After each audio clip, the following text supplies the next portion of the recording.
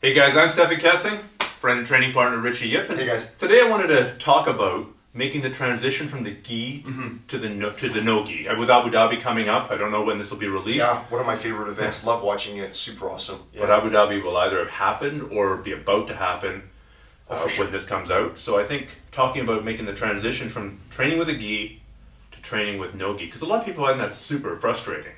Oh no, it's absolutely frustrating. I recommend that everybody does both. Yes, because 100%. Your training with the gi will force you to understand certain controls, because it just illuminates how the gi, the uniform, it just really illuminates how the human body can be manipulated. So it's a great teaching tool. And it also, yes, and it also slows the game down. So if you're one of these people who likes that's so true. to think their way through a grappling situation as opposed to reacting their way through, if you're more cerebral, it gives you a little bit more time to think about, okay, I'm going to grab here, then I'm going to grab here, then I'm going to do this. Absolutely, because no gi is just so much faster. Yes. No gi is just so much faster. You don't have the grips. It's really slippery. It's not as adherent, because I don't have this wet pair of jeans on where I can just go and latch myself onto your half guard or fight from your half guard. So it certainly does slow the game down. I also think that as a gi practitioner, you should take off the gi on occasion and go to a no gi class, because it will make your controls so much tighter. Yep. And you don't want to be that guy who, like, one day, for whatever reason, takes the gi off and is completely lost. I mean, I can think of some training partners of mine who are brown belts with the gi and blue belts without the Certainly, gi. absolutely. And that's Happens all the kind time. of embarrassing. Yeah, it happens all the time. It happens all the time, and they just never really spent that time to make that transition. And I think The guys I'm thinking of have some very specific gi-based attack games. All their submissions and a lot of their guard pass defense is based off of getting a tricky grip with the gi and then using that. Right. So if your game is based on tricks, I don't know how fundamental, it's not universal jiu-jitsu. It's not universal. So I think going from gi jiu-jitsu into a no-gi game, the main thing to focus on is transitioning from cuff and collar controls to wrist and then collar ties. So instead of like grabbing the lapel here, grabbing the wrist, well, not the wrist, grabbing the cuff right by your wrist, right, and doing that, say, classic sleeve and lapel grip from closed guard, I'd be doing a 2-on-1.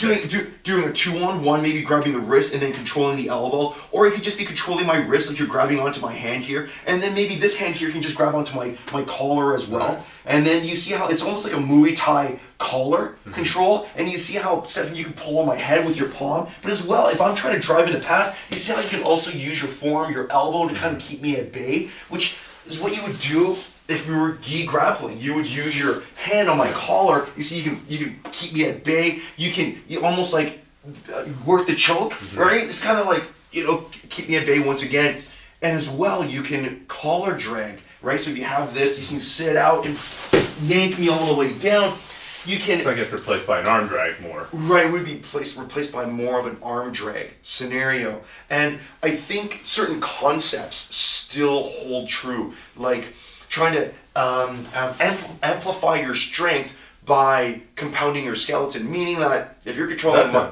Let's say that again. It wasn't that Amplifying your sexy? strength Yeah. by compounding your skeleton. Yeah, thank you. I spent all night trying to write that one. Okay. Right, it takes me a lot of effort to sound that smart. But like... What do you mean? You 2-on-1. Okay. Right? So do you see how, if it's 1-on-1, if you just grab my wrist, do you see how it's like, okay, well, the person with the bigger biceps is going to win. Right? So you see I'm pulling, you're pulling, whatever. Right? However, if you do a 2-on-1, note how your skeleton is compounded, meaning that it's connected together. Also, it's 2 against 1. And it's not so much 2 against 1, it's really like 10 against 1, because you're just so much stronger than me when you put your skeleton together, right? Now, as you can do that in the gi, if you grab my sleeve and maybe you grab like the armpit grip right here, you see how strong this is. You still want to do something of that manner, I think, in a no-gi scenario. So if I go to You want to gang up on the guy's body. Absolutely, you still want to try and gang up with the person's body. So if you can kneel up for me, Stephan. So right away, it's like, man, I don't have a gi. right, to grab onto you, right? You're not wearing one. So do you see how maybe I can just start off with the wrist and eventually maybe almost like an arm drag, but it's still a 2-on-1. And I can do that 2-on-1 on this side, right? From here, do you see how because of the fact that there's no gi and it's going to get really, really slippery, if his arm is straight, he can just pummel his arm just straight back out. What we're trying to do is decide, I just want to go and kink his skeleton a little bit. It's not like I'm doing a wrist lock, but I want to try and do a wrist lock. And then from here, I do a little rotation. Can you pull back from me a little bit? Much harder. Much harder. Because do you see how I create handholds, right? With the elbow and with the wrist. And also, do you see how I'm putting rotation? Anytime Internal rotation of the shoulder. Absolutely. Yeah. So the same principles occur when we have the gi, in the sense that we're looking to compound our skeleton, right? 2-on-1. And also, we're trying to get some rotation, just makes the other person weaker. The problem is that with the gi, with the uniform, sometimes it just gets abused, and those grips. Like if you have like really strong hands, if all you do all day is chin-ups, right? You can just hold on to the person. It can be really, really difficult, right? For the person to pass, right? Easier to stall. You get a stall. semi-threatening position, just hold it. Another thing too with no-gi grappling is the prevalence of leg locks. Just because of the rule set, right? A lot of no-gi events, Plus, heel hooks. Yes, it's the rule set, but also, I mean, if we're going with a gi, you've got this big noose around your neck. It's called the lapel. Right. Now, you take that off, throw out half of my submission, right? Right. Oh, for sure. So now I'm left looking for the natural grips, and that's if your hand is a fist. That's the ball at the end of a rope. My hand gets caught there at the wrist when I slide my hand down your forearm. Sure. Same thing's true of your leg, right? If I slide my hands down your lower leg, they eventually end up getting caught here at the Achilles. So that's a natural handle.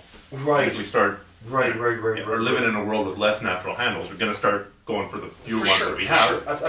Absolutely. So we just need to diversify our attacks in order to keep the same ratio of attacks going. Yeah. Right. So also the fact that if we both have gis on and we're rolling, and let's just say that I just go for a straight ankle lock, you can grab my collar, right? So if I can just do a straight ankle lock on you, so see how everything's going pretty well. I got that ankle lock and we're gonna. But you see how Stephan, he's just grabbing onto me. He's not even doing anything super fancy, super intelligent, right? He's just grabbing onto me, and all of a sudden, I've got a good grip and a strong arm. Man, you're not going to finish that sucker. Super tough for me to deal with, right? And as well, my collar here allows Stephan to be able to post up and start to stand up, right? And then he cleans this frame, and all of a sudden, I'm in a terrible position.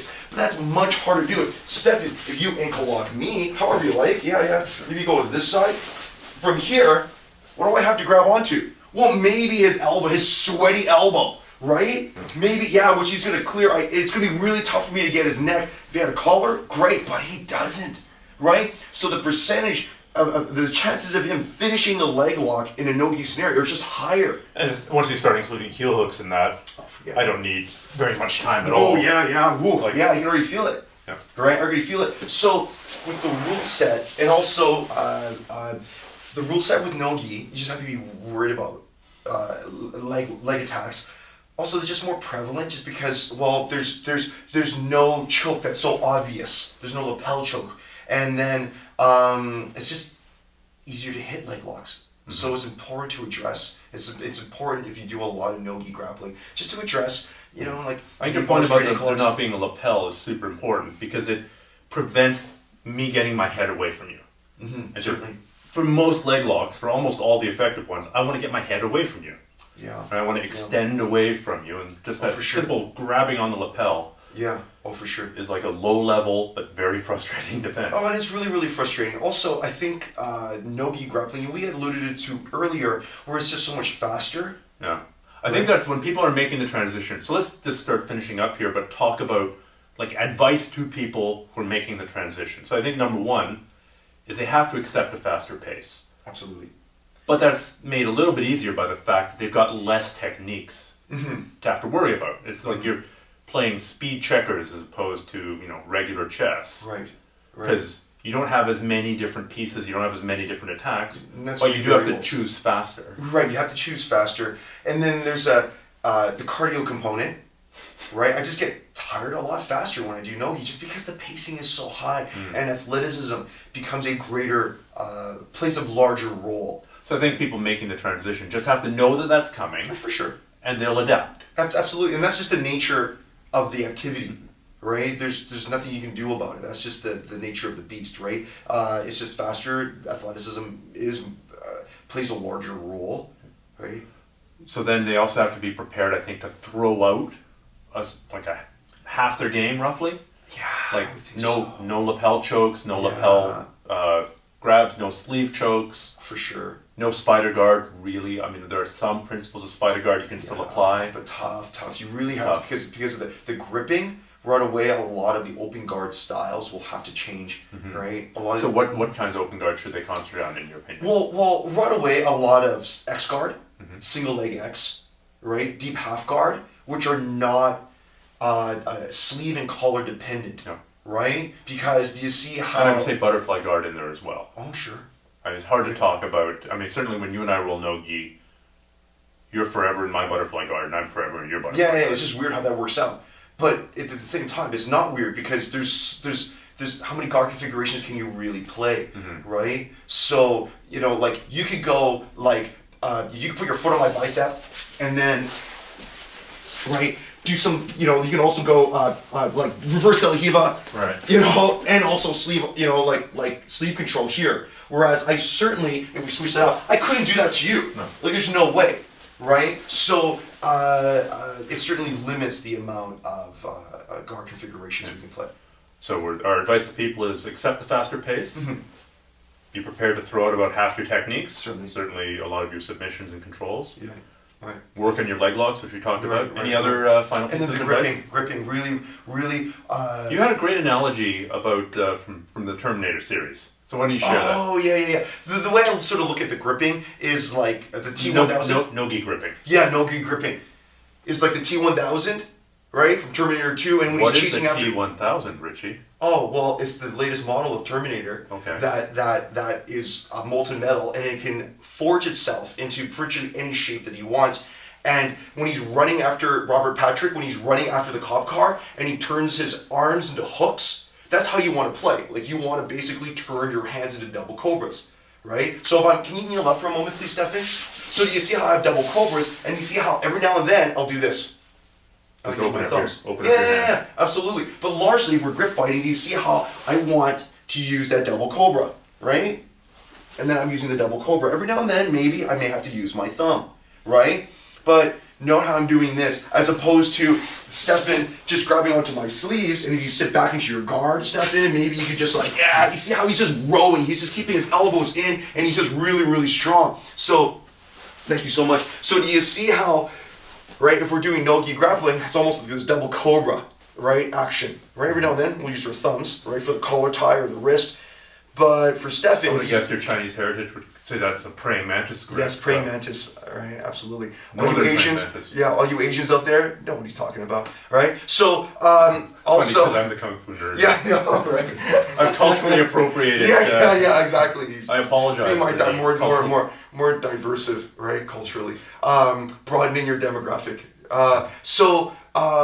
Also, for the gi grappler, instead of doing this motion where we're just pulling and bring our elbows in, right? That's how we would normally control our grips. We're almost like this, where it's almost more hooking, right? So that helps a lot, I think. Yeah. Okay, I think that's some good pieces of advice for people getting started. Yeah. And really, I mean, can be a rough transition, but after a month or two of doing it, I think so. You'll begin to figure it out. If you're a decent with the gi, it's not that big a transition to no-gi. I agree. Oh, the other thing I think is you have to work your wrestling takedowns. Huge.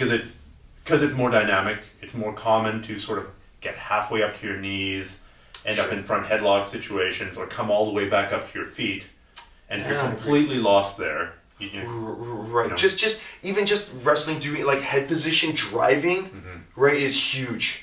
Right? It's huge, and how that will really, really help you, and it will stop you from getting caught in guillotines, and how to capitalize on sloppy guillotines and be able to do double legs and whatnot. I think it'll help a lot. Like double legs and even if you're not doing any stand-up, finishing single legs and double legs huge from the ground is huge in no-gi. Oh, for sure. So, Absolutely. All right. So that's a few words of advice. Yeah, absolutely. And I think that was. Hopefully, everybody will find that helpful. Yeah. Right? just do it. Yeah, absolutely. Thank you, man. Right on.